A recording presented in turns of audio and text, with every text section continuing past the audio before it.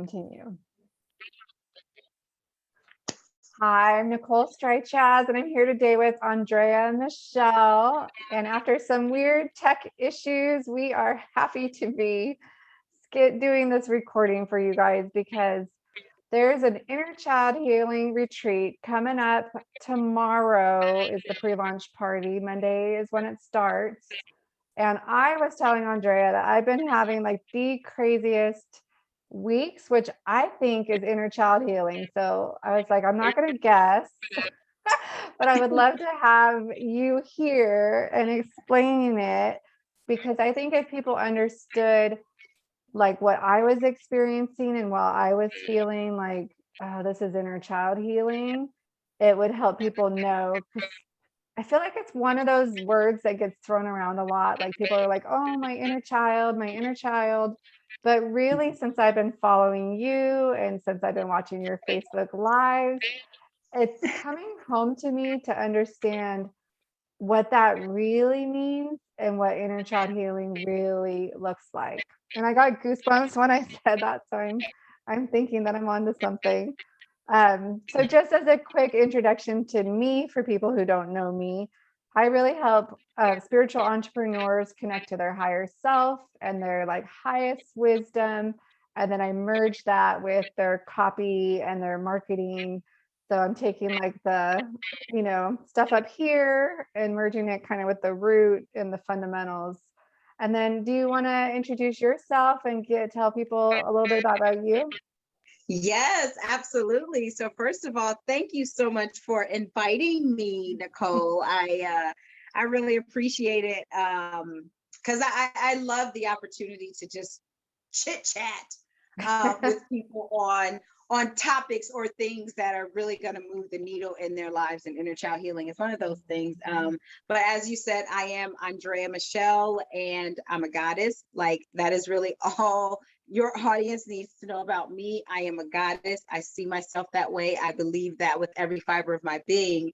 And the beauty is that I also see other people as gods and goddesses. And it is my hope that one day that all of us own our rightful place in creation in this world and things that we do. So in addition to being a goddess, I'm also a trauma sensitive coach. I'm a master certified coach, certified professional coach, certified NLP practitioner. I'm actually, not many people know this, but I'm actually working on my mindfulness meditation teacher certification, as well as I'm studying for my doctorate, my PhD in developmental psychology, with an emphasis on child and adolescents. And I work with high achievers to really help them break generational curses by really looking at and heal the trauma and their past unpleasant experiences so that they can move forward, so that they can discover their purpose and passion, so that they can create more happiness, fall in love with themselves, make more money, and truly live an abundant life. And one of the things that is really inspiring for me is that you live all those things. Like you're not just saying that, like everything I'm hearing you saying, I'm like, well, that's what I've witnessed with you showing up in your life and on your weekly coffee talks. Do I need to change anything on the speaker view before we go? Like, do you see it switching, or to me, it's just showing like me on top of your head? Speaker. Well, I'm on my phone, so it shows us side by side. Yeah, I think it's fine. Oh, okay, perfect. So I was lucky enough to be at your last inner child healing retreat, and I had an experience where I healed something, and it healed something for my son. Yes. I just want to share that because you mentioned the generational curses, and we had been talking about that, and I had heard you say it, but when I saw it, I was like, holy crap, this stuff works. And so what happened was my now 14-year-old had a disagreement with his best friend of 6 years. And this was a couple of years ago. And the friend stopped talking to him and got their friends tried to get him against him. But it had been an ongoing problem because we live in the same neighborhood. So like we'd go to the pool and he was there and he'd be like looking at him at school. It was happening. It just kept happening like everywhere. And then Mhm. I did your inner child healing retreat. I did a meditation. I can't remember exactly what healed for me. I don't know if it was an abandonment or like a loneliness thing. I healed something. And that same day, the friend had sent like a text saying like, I'm really sorry. And then we never knew if he like was honest about that apology because that's the kind of person he was or whatever. But we stopped seeing him in the neighborhood. Like this whole summer went by, not once did we see him at the pool. We didn't see him riding his bike out in front of the house anymore. Like our paths just didn't cross. And it gave my son this opportunity to heal because before it was like this constant wound because he kept running into him. He couldn't just get like a break, just go swim at the pool. And I was like, who is Andréa Michel? No. But I wasn't alone though. Other people were experiencing things like that, like legit experiencing things like that. So is Yeah, that common? Like when you work with people, do they tell you stories of other people healing around them? 100%. Because the thing Wow. about healing, and particularly inner child healing, is that when we begin the healing process, and with inner child healing, it's really a matter of getting to the root Mm, of whatever the experience is, right? yeah. And when you get to the root of the experience, sometimes you discover that the root is also attached to, let's say, your ancestors, right? Even if Yeah. it's like your mother or your father, and whether they're alive or dead, it doesn't matter, or a grandparent or a great grandparent, Mm, right? And you realize that that root is actually attached to them, and so you heal your ancestors, right? And then also at the mm. same time, you're also healing future generations. You're healing Amazing. your children, you're healing your grandchildren. And even if you don't have children of your own, right? Like if you have nieces and nephews, you're still healing that because that is a part of your lineage. So, yes, I hear stories Wow. about that all the time. Like my clients, I'm like, oh my gosh, like me and my mom, we weren't getting along. And then all of a sudden, my mom and my grandma called and we had this conversation and we all Right. cried together and da da da da. And now mom is better and grandma's right. Wow. Because when we heal, we are truly breaking those curses, those the traumas that have been Yeah. unspeakable for sometimes years, sometimes decades, sometimes generations. Yeah. You even talked the other day, I think it was on your Facebook page about like what you can transfer in pregnancy to your Yes. kid, like that, and it got me thinking because I have a son, my 11-year-old, he has like high anxiety and he has this mistrust of doctors. And my mom had passed when I was pregnant with him. And we had all these things happen where the doctors weren't coming in, they weren't helping her. We were like literally like almost screaming at people. And he's like, he hasn't had in his life now an experience that would make him mistrust doctors. Like Yep. none. We've had nice pediatricians, they're patient with him, like nothing. But he is like used to hide under the chair. He's like kicked a doctor before. And that Yes. really rung home for me. So do you feel like when you heal that, that could help him heal? Like I probably need to heal what happened with my mom because that was obviously trauma Yeah. watching that and being pregnant. And then, Yeah. yeah. Yeah, I 100%. Because like this the story that I shared in that live, because it was Coffee Talks with Andrea, and I was talking about like intergenerational, Yeah. transgenerational trauma. uh and one of the stories that I shared was my own personal story, and that was when it comes to like a fear of death. Because when I was a little girl, I had this crazy fear Yeah. of death.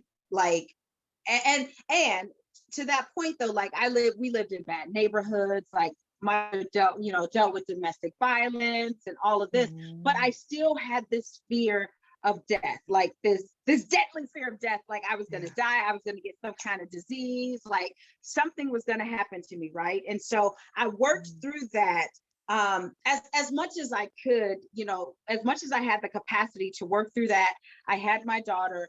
Years later, all of a sudden, I noticed my daughter had the exact same Wow. fear of death that I had. Wow. And my daughter, we have always lived in nice neighborhoods. She's always gotten everything. I don't even think she's ever seen anything violent.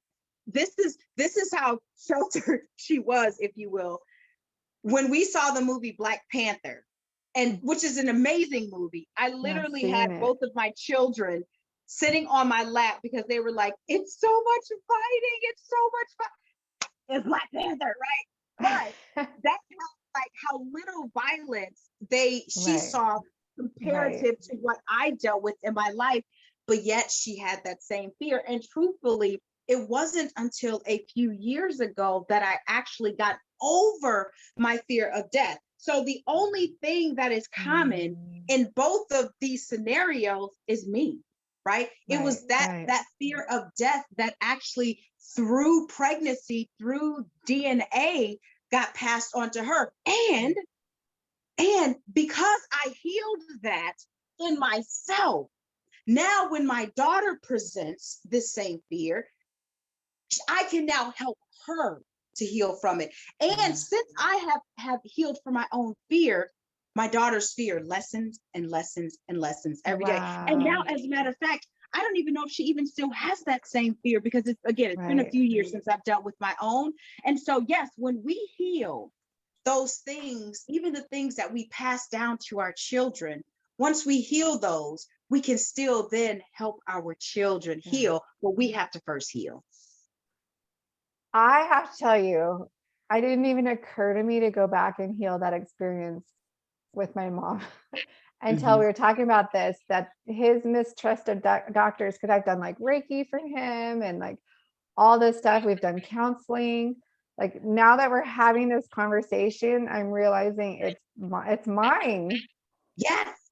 It's mine. Cause I mean, I literally watched nobody help her. Yes. And it was like, so since then I too have had that mistrust. Like, can they even help me? Like, should I even go to the doctor? Yes. Oh my God. And I feel like if I that's had what a light bulb, if I knew how to do graphics, I'd be like light bulb I all love over. it. Like, oh my gosh. Oh my gosh. The So I know some people might on this call like might not have kids, but it works like out. So you said it could be a mother, a grandmother, like a father, Mhm. like it can be anything. The other thing besides just our family that I realized this week, because I've been listening to you and I've been seeing your videos and like you've been posting content about inner child, and we had a situation. I listened. We had I a love it. situation this week where, well, it's been a week long where we had to repipe. So we had a little leak. The plumber came out and we knew our whole neighborhood has had to repipe. Our pipes are old and we're on a slab. So we knew it was kind of coming. And it was like, okay, that day is here. So we had to like open up the walls. I mean, there was just probably like 50 some holes in our house. My 14-year-old and I were having an allergic like reaction to it. So we went to my mother-in-law's where he had a different allergic reaction at her house. And then not to mention the money, insurance doesn't cover because it's not damage, it's like maintenance. And so all these things were happening. And I felt like I couldn't get grounded. Like I Mm. just felt like everything's so chaotic. I'm having a hard time working. My schedule was off. I wasn't exercising. But I started to think and listen to things you've been saying. And I realized that how I was showing up for this problem, which was having solutions. And I knew that. But how I was showing up was really based on how things happened in my life as a child, Yeah. because things were often chaotic. I don't remember things being like steady, like when things were going well, something would go wrong. Mhm. And then so I was like, oh my gosh, I think it's that inner child healing stuff Yeah. that Andrea Michelle's talking about. But do you consider it like that? Like when you're having like your reaction to the problems and like how you handle it is based on like what you learned as your child? Yes, 100%. In fact, I often tell my clients, like when they come to me, first of all, a lot of my clients, when they come to me, they're like, well, I don't have any trauma. I just feel blocked or I feel stuck. And it's like, oh, okay, all right. I'm a trauma sensitive coach, but okay, right? Because if you don't see it as trauma, okay, well then I guess I'm not going to follow that. But oh dang, what was I going to say? What did you ask me again? Oh, so like how you show up is Yes, that's what I based was going to on say. whether or not, I guess, you even think it was trauma.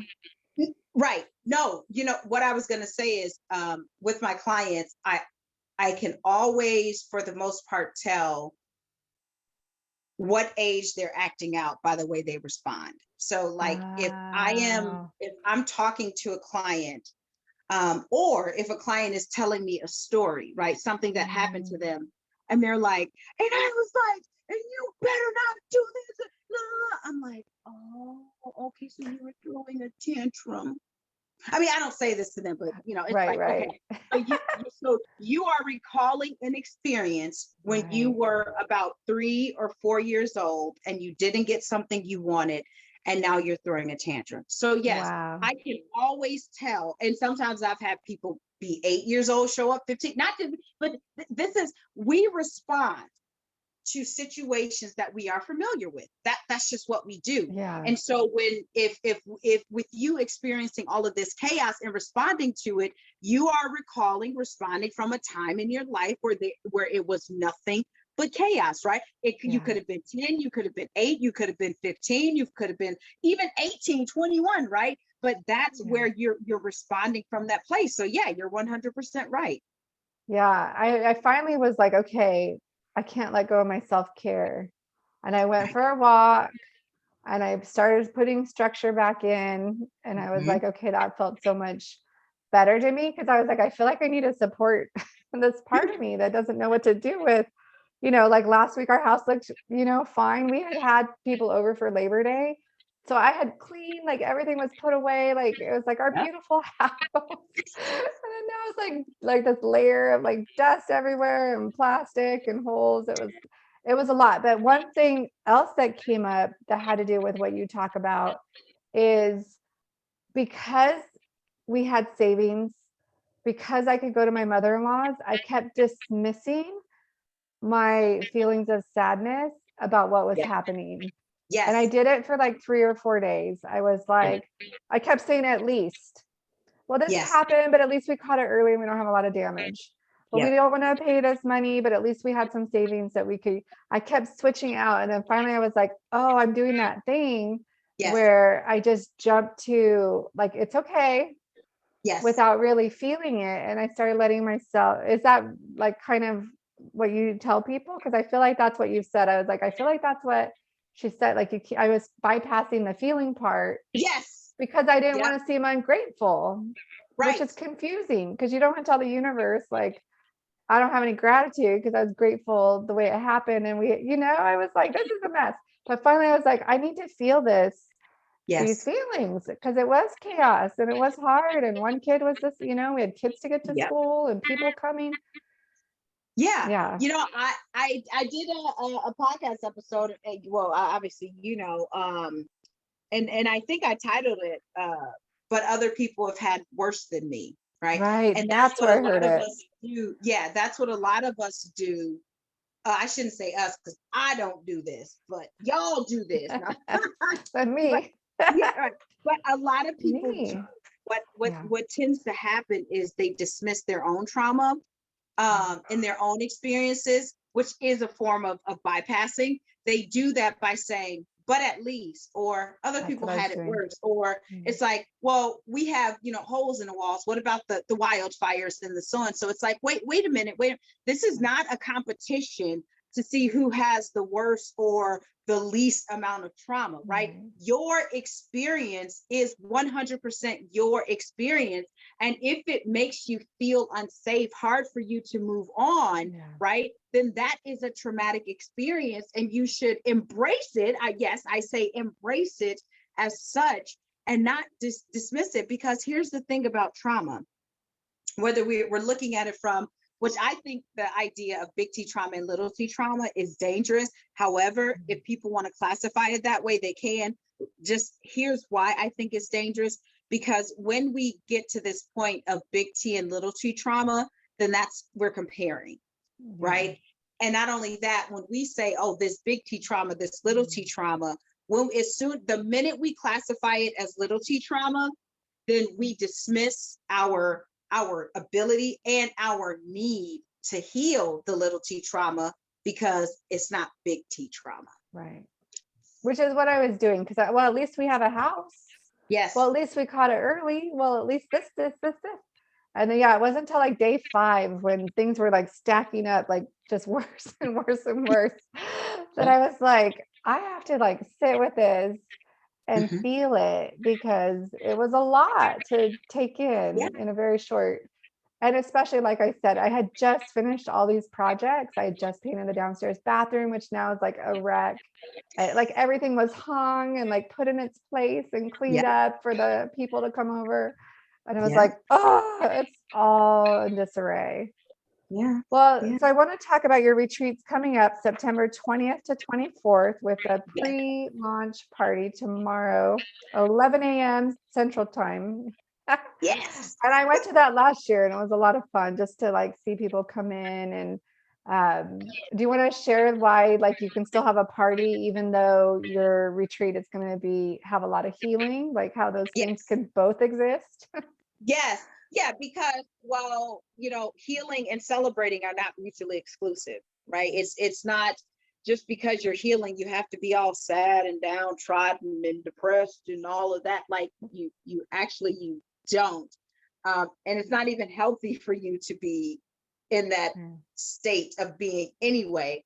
And so I decided last year, because I knew that the inner child healing, the week was going to be it's going to be heavy. I mean, that's just what it is. The work is the work, right? And so I was like, you know what? I want these people to feel comfortable and I want them to feel safe, because what I've learned is that when you have had an experience, any type of experience with trauma or any unpleasant experience, your number one need is safety. Even beyond water, food, shelter, the thing that you want to feel is safe. You would rather have safety over anything else.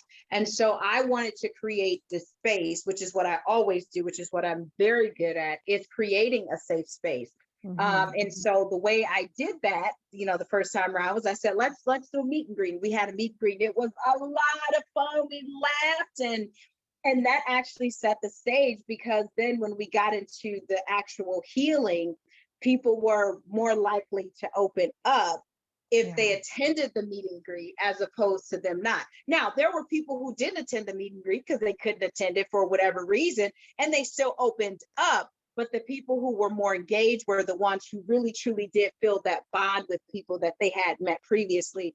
And it wasn't like, oh, I'm sharing with a stranger. And I will say this, that when you're in the state of healing, especially the space that I hold, like everybody feels safe and everybody feels like a friend, and it doesn't feel like I'm talking to strangers. So this year, the meet and greet, like you said, it's going to be tomorrow at 11 a.m. Central Standard Time. We're going to do giveaways, an Amazon gift card giveaway, Target gift card giveaway, Oracle card deck, icebreakers. We might do a little dancing, just so people can get comfortable. Because then on Monday, when we begin the deeper level of healing, at least people will know, okay, I met at least one person on Saturday. Yeah. And then because of technology, and we tried to go live on Instagram, people might hear this late. So I do want to remind them that Monday is fine to join.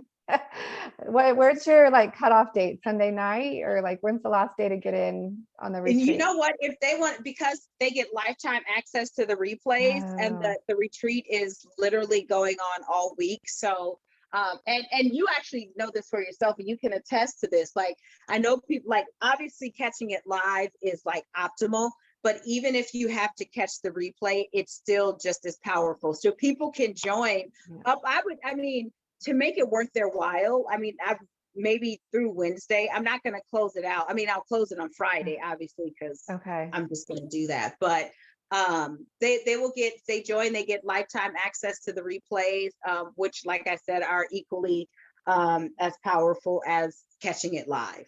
Yeah. And I would even think having that. So like say I had a week like I could have just gone back in, done one of Yes. the meditations and Yes. accessed rather than me trying to figure out like what is going on. So I love that they get the access to it. So it's a powerful week. And I can attest to you holding the space. And to me, it didn't feel like heavy in the sense of depressing, but Right. it was more just that like, oh, we're in an experience where we're really healing these core Yes. things that have been affecting our life, that we are like, and everyone I have to say that was healing those things was like ready to let Yes. it go. It was like, we are Yes. ready to let this go. Yes. And then the fact that they get to access that later is amazing. So Yeah. I will put the link somehow, depending on how I load this. Because I'm thinking I might also put this on a page where I can put the links below, because you mentioned that podcast